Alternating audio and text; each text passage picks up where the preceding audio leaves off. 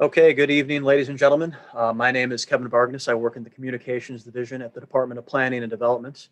I just want to let you know for the record that we are recording this and it is live streaming on YouTube for later viewing. And with that, I will kick it over to Catherine Hurd to lead us off tonight. Catherine, go ahead. Thank you, Kevin, and welcome to all of you to our second virtual public event for the Western Avenue Corridor Study, and want to thank you all for participating today. My name is Catherine Hurd. I'm a planner at the Department of Planning and Development. A few housekeeping things up front here. As Kevin said, this meeting is being recorded, so by participating, you're consenting to that recording and also being live streamed on YouTube.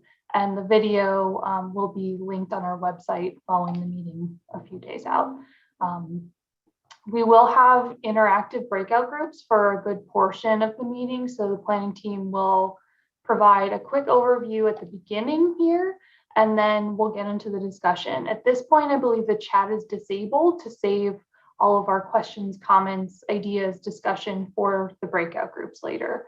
We have Spanish translation available for everything except for the breakout groups. And we will accept written feedback in Spanish in either the chats of the breakout groups or via email at westernave@cityofchicago.org, and you'll see that again later. So today's meeting is to update you on the project. You want to go to the next slide, please? Update you on the project and discuss the draft planning principles that the team developed in response to the findings from the analysis and the community feedback. We'll also get feedback on potential strategies to realize those principles and share the other opportunities for engagement with this visioning process. Next, please. The study is jointly led by the Chicago Department of Transportation, CDOT, and Department of Planning and Development, DPD. The consultant team is led by SITE, and you'll get a chance to hear from them and chat with them shortly. Next, please. We are fortunate to have 4 wonderful aldermanic partners in the 47th, 40th, 50th, and 49th Ward, closely collaborating with us and supporting this effort. Next, please. And as a refresher, we are envisioning the long-term future for a 5-mile stretch of Western Avenue between Addison as the southern boundary to Howard as the northern boundary. Next, please. The scope of the planning effort will be producing a document that describes our collective long-term vision for the corridor and a robust roadmap for how to get there. Next, please. Is anyone else getting like very blurry slides? Yes. Yes. Okay. You want to unshare and reshare and see if that fixes it?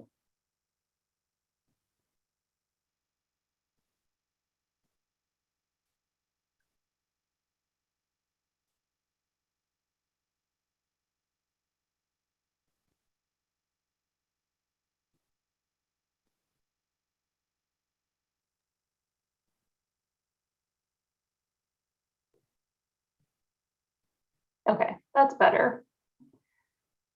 Thank you. Yes, that looks great. Please go ahead. All right, so right now we are over halfway through the planning process. The input that we get here today will guide the current phase completion, which is developing principles, strategies, and concepts, and launch the team into the final phase, which will get into more specificity and focus on an implementation framework. Next slide. The planning team has structured a robust community engagement process that includes working groups to dive deeper into these issues, including a steering committee. We've had 6 topical focus groups, and we'll have another round of those. I'll talk about that later. And a youth council, which we'll see a short video from them in a minute. We've also hosted a few public events. This is the second, and there's actually 2 of this meeting. We did one on Tuesday, and then this is the second one. We also did one in January as our kickoff. And then our youth council has held an in-person, socially distanced outdoor pop-up event at Northtown Library. In addition, we've tried a large array of strategies to get the word out, both physically with postcards, bus stop ads, flyers, as well as digitally with an interactive survey, social media, etc. Next, please. we're going to view this short video by our youth council.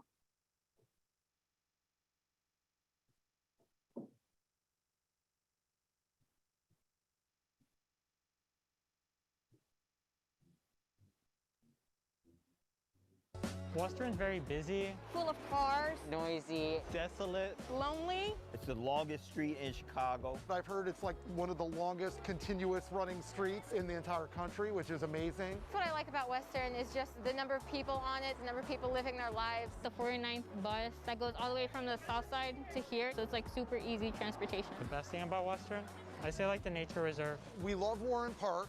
We were so excited that the library was built. There could always be improvements. It's a long street and it really needs to depict what Chicago should represent. I never found really anything wrong or alarming about Western, just a few changes here and there. What I would like to see is more family-owned businesses, not so much chain businesses. A little bit greener, more welcoming. I just think there needs to be a little more pops of color. I truly think they need to fix the streets. It should be more open to the public and pedestrians. There's lots of like car facilities around Western. It's not very safe for bikes. It just lacks a lot of programming, you know? There's not a lot of color to the place. Honestly, I wouldn't want to hang out here. I know my brother suggested like a skate park, some things like that where people of all ages can go to have a good time. Because that's really what Western's about, is, you know, that feeling of energy and vitality. And so sometimes when you see a lot of empty lots, it sort of takes away from that. Western needs to be improved, and it would be nice to have the people of Western doing that for themselves, you know? Right now, today, we're doing an event that we've been planning since November, I believe, and it involves a lot of youth who reside in or just go by Western a lot. So Territory is this really big group of teens who have come together, who work really hard to just bring up new creative solutions, how we can, as young people, fix it for the future or for other people who live in it now. And our mission is to make the street more welcoming and just more attractive for teenagers. I feel like it's important to help out my community that I live in and contribute to making the place where I live a better place. I want to see my city look different because I know that there's a lot of injustices here. You know what? This is my city. This is where I grew up. I want to make it better. I feel like it's only proper for us to have a voice in what we see, what we do, what we experience at Western.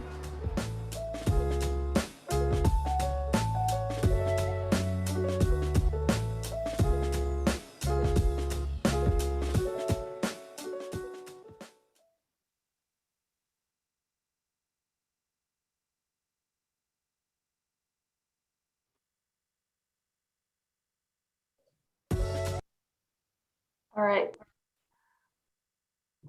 So if you've been in any other meetings with us, these participation principles won't be new to you, but they are important to remind everyone that these are principles that we are all collectively agreeing to by participating in this process. And we might need to unshare and reshare. The thing just got really blurry again for me. Sorry about that, folks. There we go. So the first three of these participation principles are about the corridor itself. So the first one is we will envision the long-term future grounded in data-driven and feasible strategies. We will create a collective vision for Western Avenue that acknowledges the diverse conditions of the entire 5-mile corridor from Addison to Howard. And we will develop a cohesive long-term roadmap that is the first of many steps towards change. So there's no last word here. There'll be plenty more opportunities as this evolves over many years. Next slide, please. These final three are about how we engage with one another. So the first is we will be transparent by sharing relevant information, ideas, and concerns with one another. We will seek inclusion by listening to as many voices as possible while embracing productive tensions and respectful disagreements. And we will communicate in good faith in a spirit of collaboration and mutual respect. Next slide. So this brief presentation here at the beginning will follow the same categories as the breakout groups that we'll do shortly. The first theme is called Thriving Places, and that covers topics of land use and development. The second, safe and attractive streets, covers topics of mobility and public space. And finally, resilience and sustainability, which is self-explanatory. So I'll now pass it off to Julie from SOM to describe the first theme, thriving places. Hey everybody. With thriving places, we're looking at three key questions. Land use, which is kind of what happens where and where do we want to say certain uses go. Economic development, which keys into future opportunities for jobs and businesses. And development, which are the questions surrounding where does new construction go, how does reuse happen, and kind of takes into consideration all of the types, as you see here, of new development that could go along the corridor. But one thing that we mentioned before in the last meeting is really these are, things, the whole point of this and tied to the video is that we were trying to think of how can we create thriving places for people? And that's the center of the goal.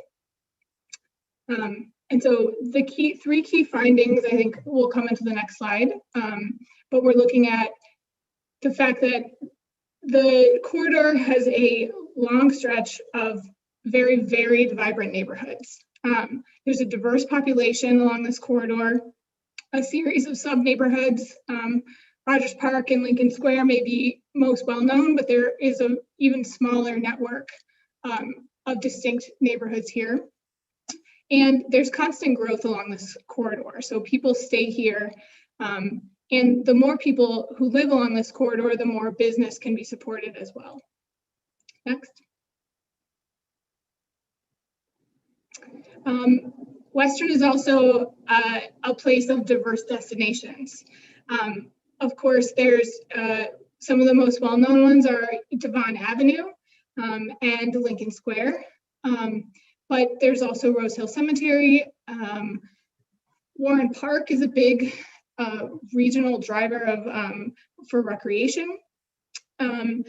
There's also a series of religious institutions along Western, and of course, something we all love, but it's definitely a place for car-oriented business as well. And then just looking at what the opportunities are as well along Western. There are lots of auto-oriented businesses that may see change in the coming decade. There's strip mall development, which means that there's extra space for new things to happen.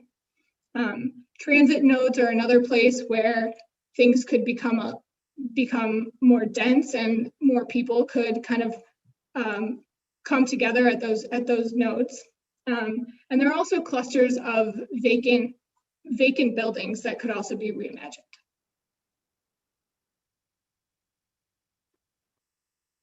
So our kind of principles going off of that basic reality of what Western is.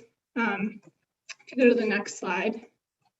The big ideas here coming off of those kind of realities are that we really would like to concentrate development at vibrant mixed-use hubs. So these are the blue circles that you see on the plan.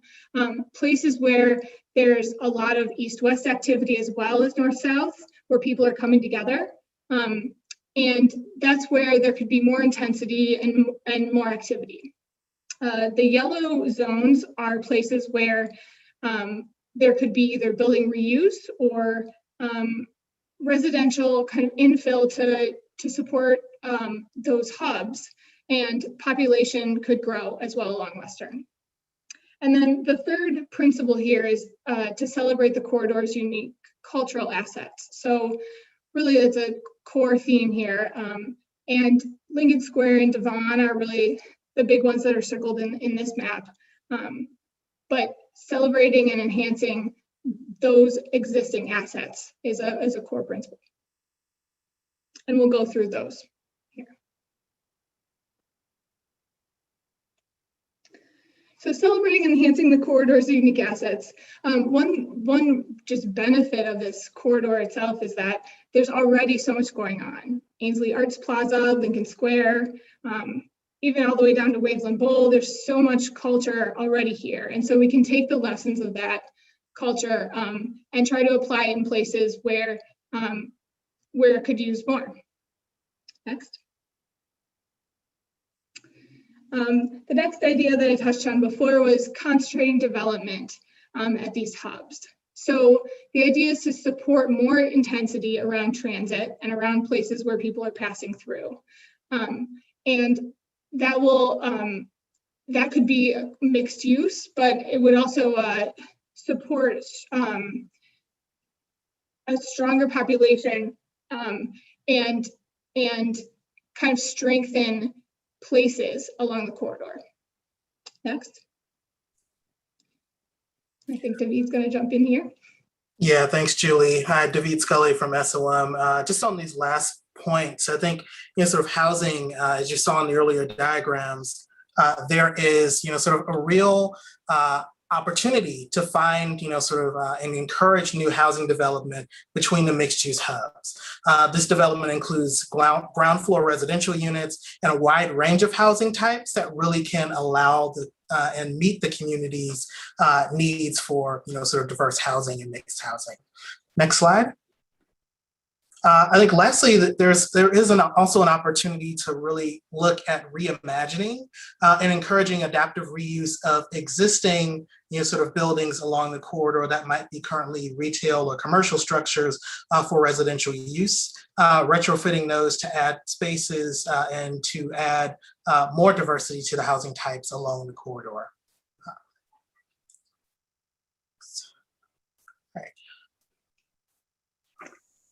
So I'll jump in here. Our next theme is about safe and attractive streets.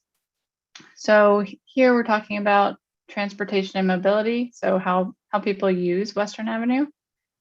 We're talking about the public spaces, which includes the street itself, but also the sidewalks, any public plazas along the corridor. And we're also talking about placemaking and identity. So one of the things that we've heard throughout this process is that Western often just feels like a place that you want to pass through.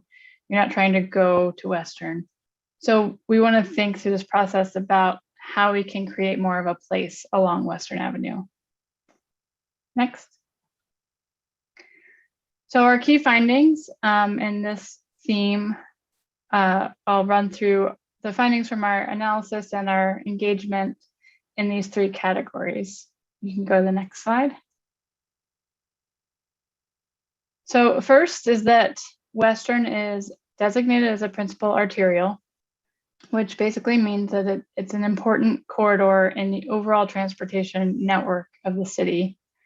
As you heard on the video, it is the longest continuously running street in the city, which makes it an important way to make connections for people moving goods and people in a variety of different ways.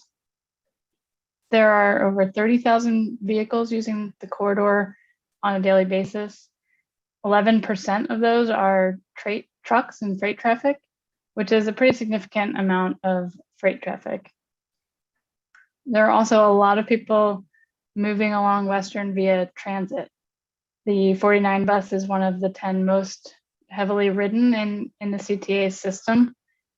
But in addition to the routes that use Western, there are also 9 routes that cross Western, including also, of course, the Western Brown Line, and those all become important transfer sites.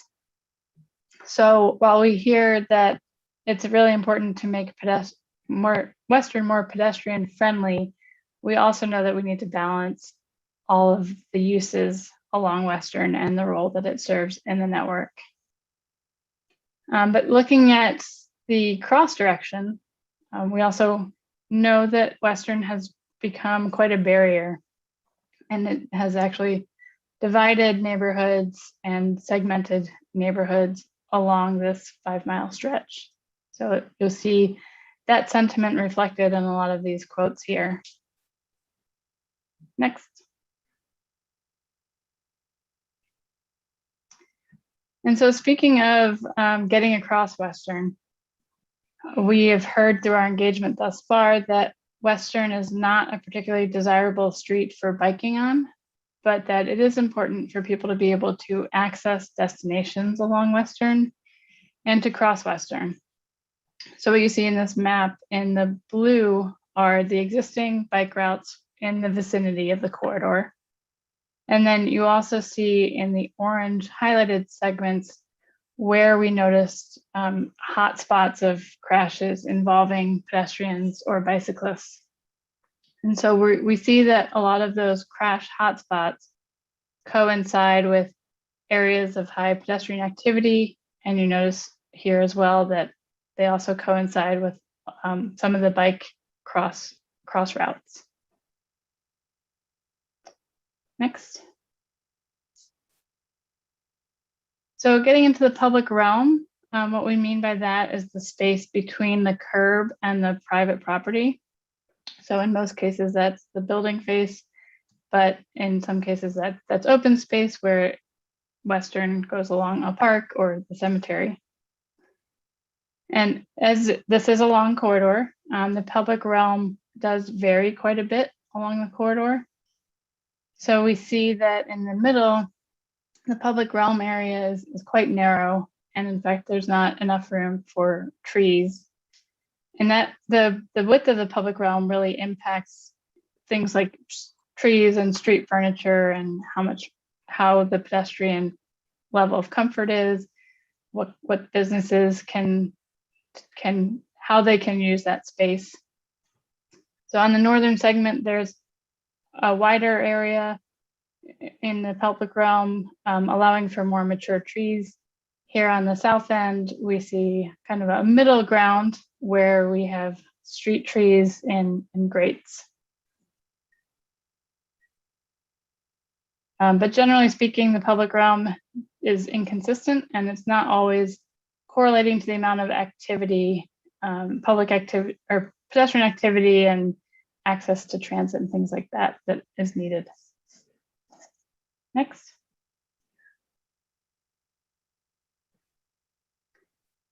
So that brings us to our principles that will guide us moving forward. So what you see on this map are, we want to improve pedestrian comfort and safety while also still accommodating the mobility needs of Western. So we're going to want to do that throughout, but we also know that there are certain areas where we want to particularly focus the pedestrian improvements, and those align well with the areas also that we want to create an active and vibrant public realm. So you see those areas highlighted in the blue shaded streets. And we want to optimize transit, particularly where the transit ridership is high. So you see that denoted in the orange dots. And then we also want to maximize the east-west bikeway crossings and ensure that we have a complete network within the whole study area for bike access. Next. So I'll run through just a couple of things that we can look to as we're trying to achieve these principles.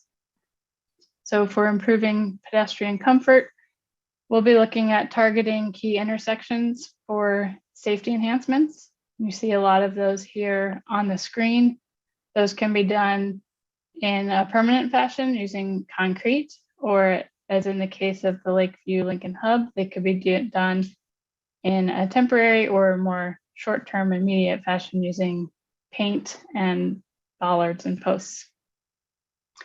So we'll be looking to strategically add these enhancements. We'll be looking for opportunities to maybe reduce the roadway width where possible, or just use the space differently, as in the case in the curb bump out, where we might be able to use a parking lane or the space where parking is actually prohibited to shorten that crossing distance. Next. So to create an active and vibrant public realm, again, we'll be looking for a range of strategies, different opportunities to enhance the public realm. So we might be looking for opportunities to do pocket parks. We might be looking at opportunities to encourage building setbacks to enhance that, expand that pedestrian realm. We'll also look to opportunities where we can create that kind of environment on the side streets where we can't get that on Western itself. Next. And to optimize transit and enhance access, we can look to some of these tools that you see on the screen here, whether that's a bus bulb shown on the left, or a bus only lane that can be used in short segments or in longer segments. We're going to be looking here to both enhance the transit service and the access to the transit stops. In this area, we'll also be looking to modernize Western and just more efficiently use the curbside space by strategically locating pickup and drop off areas. Next. And then finally, maximizing the east-west bikeway connectivity. Will be looking to use roadway markings, wayfinding, signage, and enhancing particularly those intersections where we saw problematic areas for bikes on Western. And then looking beyond the corridor itself to where are there connections that we need to strengthen to get to those alternate routes. Next, and I will turn it over to Rob. Thank you, Stacy. Good evening, everyone. Excited here to talk a little bit about resiliency and sustainable design along the Western Avenue corridor. With our ultimate goal here of trying to create one of the most sustainable arterial corridors in Chicago, which I think is achievable, but also it's going to be a challenge. And so we're going to walk through some of those challenges. Next slide, please. So when we talk about resiliency and the sustainable corridor topic here, there's about three main categories that we're going to be running through. So that's urban tree canopy, stormwater, and heat island effect. And we're going to walk through those key findings here right now. So you go to the next slide. When we get to the urban tree canopy, it seems counterintuitive, right? Wherever we go, we see lots of trees in the surrounding neighborhoods, but along Western Avenue, we actually don't see a lot of trees. And despite a lot of the large open spaces across the corridor, the majority of the corridor actually has a very low canopy coverage, actually at about 22%. And this actually contributes to a lot of, I think, public health issues that we often see. So one of the things is poor air quality ratings throughout the corridor. And you'll actually see on this diagram here, as we get further to the south, we actually have a little bit poor air quality than actually at the north end of the corridor. So that's something that we're going to try to mitigate when we get into some of our potential principles as it relates to urban tree canopy.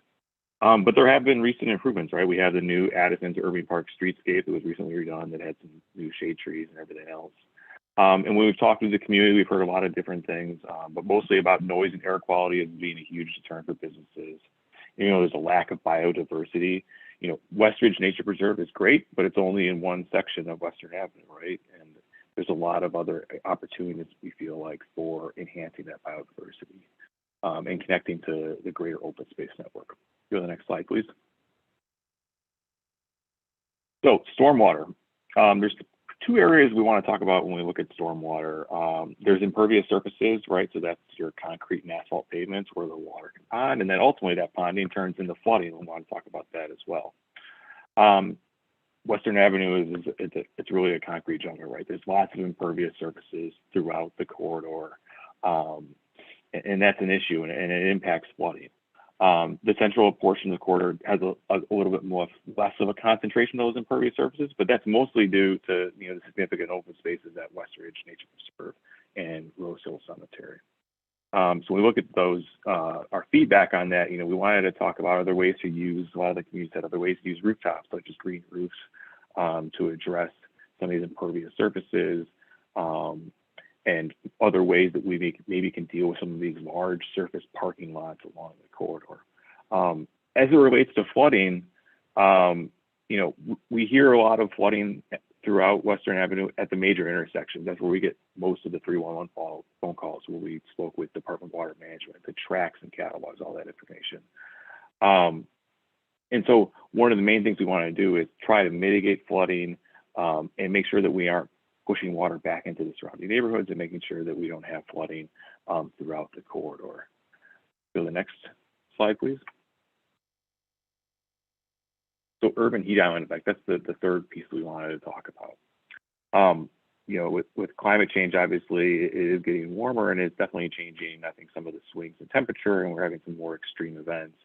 And what we're seeing in the data that we're looking at as it relates to temperature, it's actually kind of reflective in air quality too. So along the southern end of the corridor, it's actually a little bit hotter than it is at the northern end of the corridor.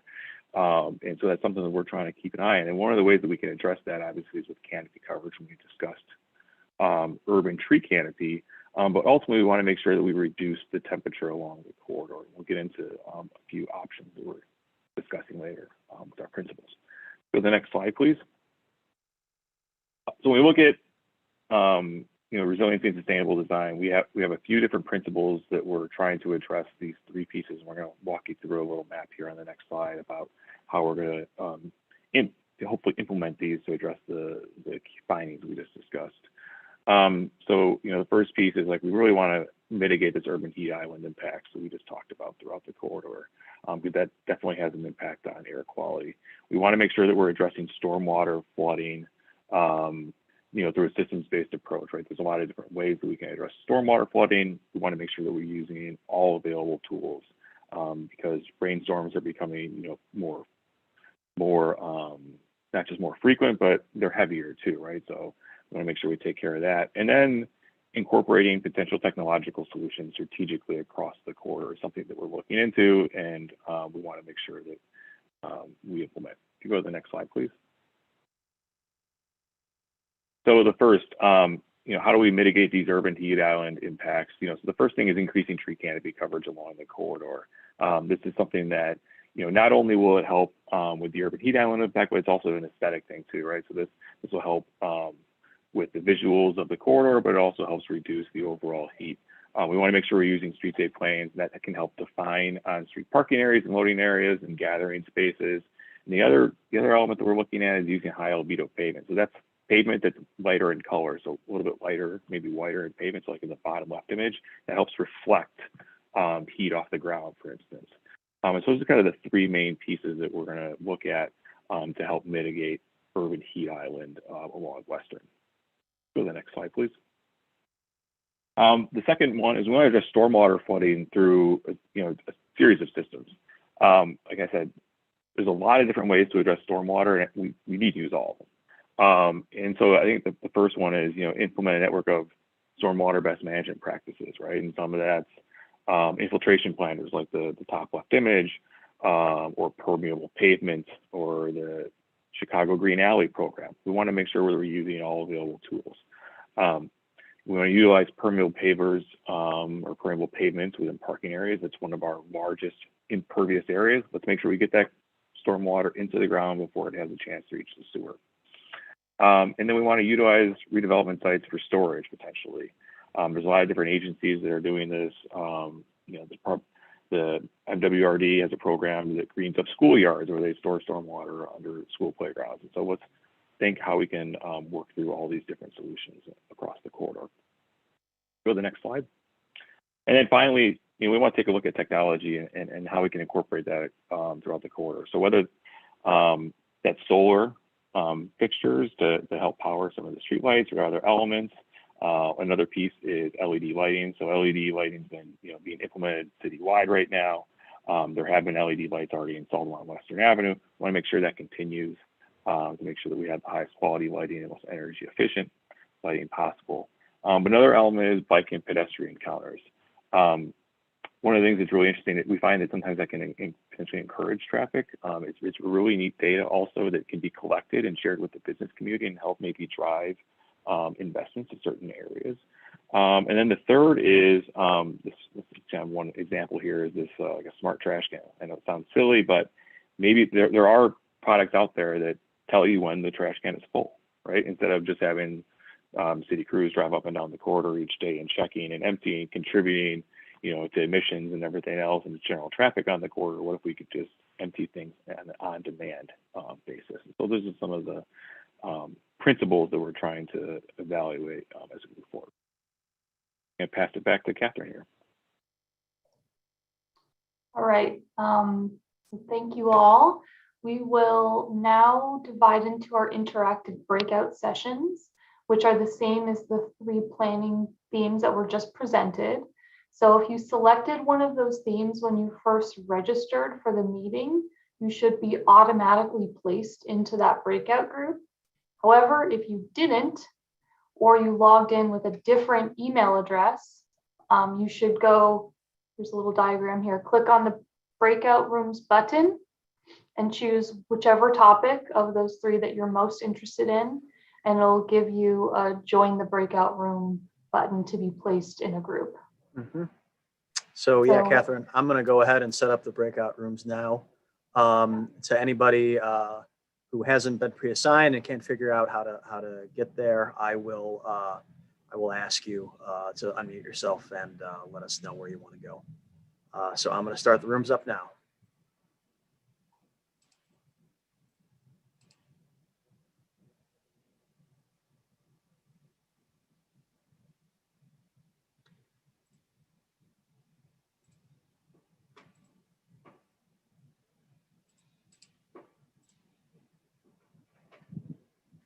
Michael, you need to go to sustainability, right? Yes, thank you.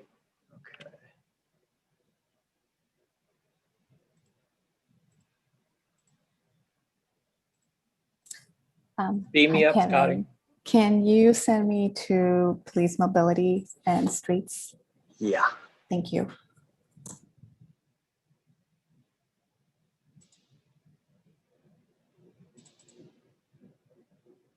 You know, it's showing you as assigned to that already. I was sent the land use. No worries. I can join myself. Okay, I will do that now. Sorry. Thank you. Okay, thanks.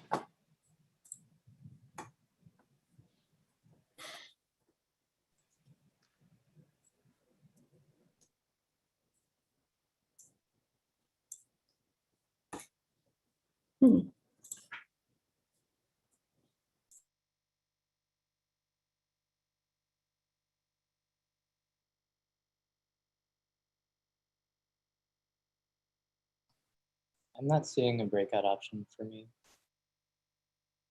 You can assign me down. That was you, Josh? Yep. Okay, do you want to go to land use, mobility, or sustainability? Hey, whichever. I like mobility, but wherever you need someone. Okay. We'll For put you in some mobility. reason, I cannot. I keep choosing mobility and keeps bouncing me back.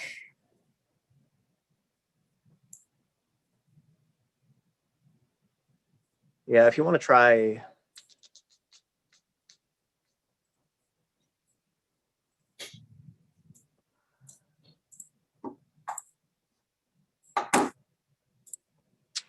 I'm not sure how to get you over there. I don't know why that isn't working.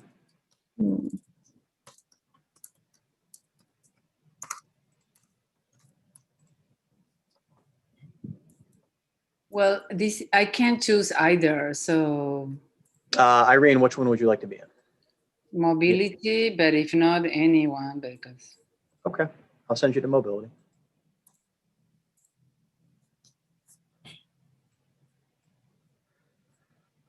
Paola, if you want to maybe try hopping off the meeting and getting back on, that may allow you to reset it.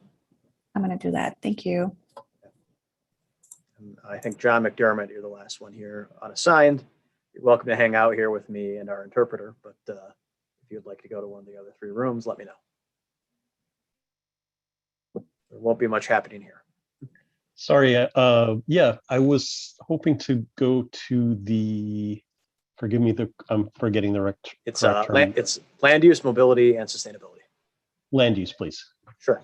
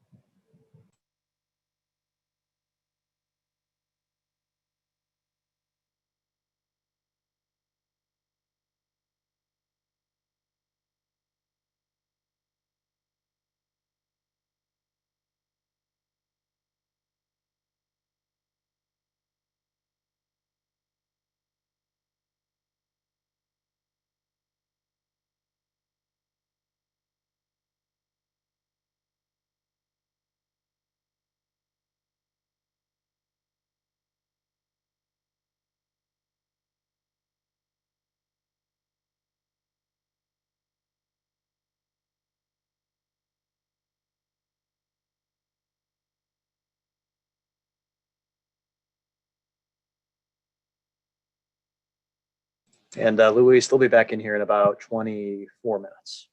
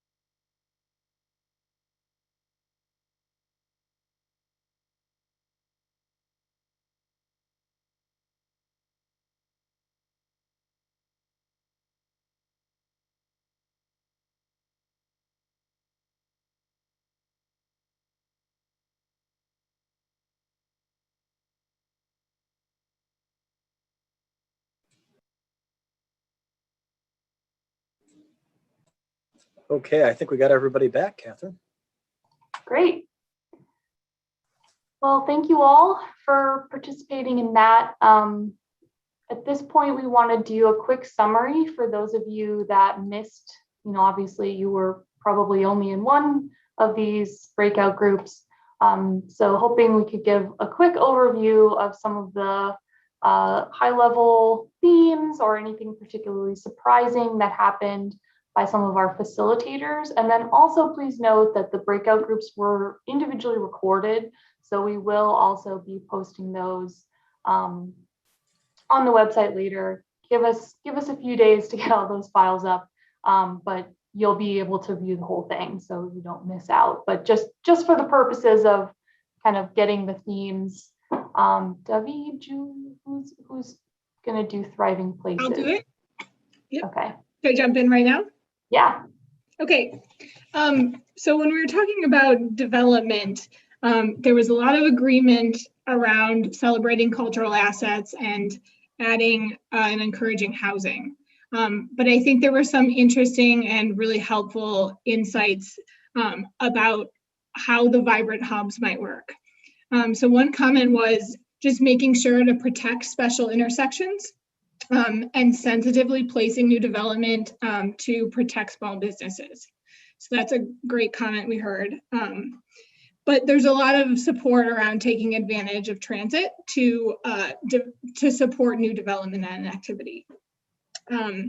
Another comment was with encouraging housing. Western is such a long stretch, so it makes a lot of sense to infill. You can't do retail along the whole thing, so it makes a lot of sense to help fill the gaps with housing. And then when we talked about reuse, a great comment was just that it's important to set design guidelines for what that reuse might look like, because we've all seen examples of that maybe not being so great looking. So that could be something that the plan helps to identify. Thanks. Thank you, Julie.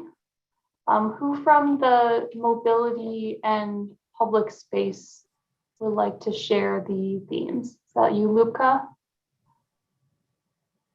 Sure, I can do that. So when it came to just the most important safe and attractive street principles, the top one was to optimize transit along the corridor. And the second one was to maximize east and west bikeway crossing treatments. Everyone felt it was very important to get across Western and provide safe bicycle facilities for that. The top amenities that people want to see along Western were definitely more greening in the form of in-ground planters, trees, above ground planters. Creating a sidewalk space with the buffer of landscaping was really important to the participants in the breakout group. And then when it came to pedestrian safety improvements, everyone wanted to see pedestrian safety improvements everywhere, and in the form of curb extensions or bump outs, ped refuge islands, definitely bus bulbs that also serve as to shorten crossing distance. That was really important for folks to be able to cross the street faster. Western's really wide to cross, and everyone wants to be able to cross that safer, not only for kids, but our seniors and people need to be able to get across the street safely. And then it kind of led into some discussion about reducing the size of Western. And we had some talk about why we can't remove a travel lane and create a transit only lane. We also polled folks whether parking lane should be removed or any parking loss, would that be supported? There was some support for that, but there was also, it was also questioned why remove the parking, why not just remove the travel lane, and to look further into those possibilities. Definitely transit is supported along the corridor. And, but there was also some folks that obviously are concerned with when we remove travel lanes, what that does for congestion. Overall, everyone wants to see Western greener and safer. I think that's an easy one to get behind. Thank you, Luca. Michael, you want to talk about sustainability and resilience? Sure. Good evening, Michael Berkshire. And one of our questions was, what do you feel is the most pressing, resilient, or sustainable issue along the corridor? And there was a lot of discussion about, or some discussion about pollution, especially air pollution, because of all the, heavy amount of traffic along the entire corridor. It's just ugly. And so we need more vegetation and more trees. And we then talked about the many benefits of trees, but then, one of our group members also talked about the importance of maintenance, because there have been new trees that have been planted south of Addison along the corridor, and they're not doing very well. Many of them have died. So that I think, a strong recommendation coming out of both of our sessions from Tuesday night and tonight is this importance of long-term maintenance of any new landscapes, but also we have to be very careful about the amount of soil that's used when we do plant new trees. We've got to make sure that there's enough soil for them to live a long life and actually thrive. And then we also had a discussion about planted medians as both, an approach to better manage stormwater, but also lower urban temperatures. And there's some concerns about the sight lines. Like if you're traveling south on Western, would you be able to see the signs of businesses on the east side of Western, and also the safety issues? So we have to be very careful about where those are placed. And we're going to look and see if there's any data about, the viability of businesses along heavily planted median areas. And also we discussed a lot about permeable pavement and the importance of that, its impact, its many benefits. And, some participants felt that should be required for any new parking that's provided along the corridor.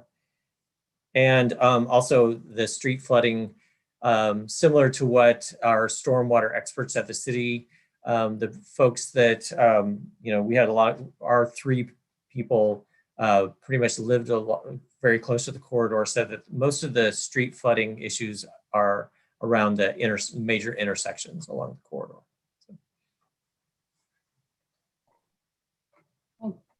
Thank you, Michael. So can we bring the slides back up? The next step slide that I want to talk about. Yep. Go to the next one here. All right, so want to make sure you all are aware before we drop off that there are many more ways to connect with us. So please make sure you're signed up for our email address or our email list, which you can get on our website, chicago.gov/Western. You may also email us anytime you wake up in the middle of the night, you have a great idea, have a question, please feel free to get in touch, westernave@cityofchicago.org. And then please follow our brand new project Instagram account for some bite-sized feedback opportunities coming soon. And that is, again, at Instagram @ChicagoWesternAve. So please follow that.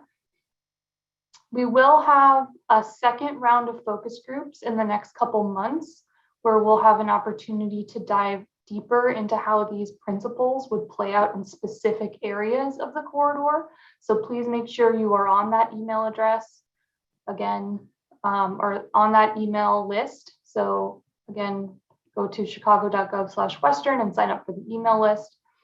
And also follow our Instagram account @ChicagoWesternAve, because we'll be reaching out with next steps on that very soon. So with that, I want to thank you all for joining, for participating. We really appreciate you taking the time to chat with us, to go over these topics on a summer evening. And again, please don't hesitate to reach out if you have any other thoughts, questions, etc. We will be posting the slides, the recordings on our website, but give us a few days to get that all together. It'll probably be next week. So again, thank you so much. And we hope to talk to you next time.